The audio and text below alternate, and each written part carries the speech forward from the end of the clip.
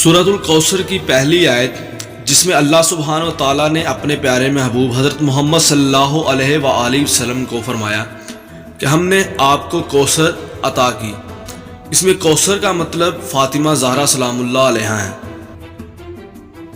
یہ صورت مبارکہ اس وقت نازل ہوئی جب رحمت للعالمین کو اللہ نے رحمت سے نوازا، اور وہ رحمت کوئی اور نہیں بلکہ سیدہ فاطمہ زہرا سلام اللہ علیہا ہے،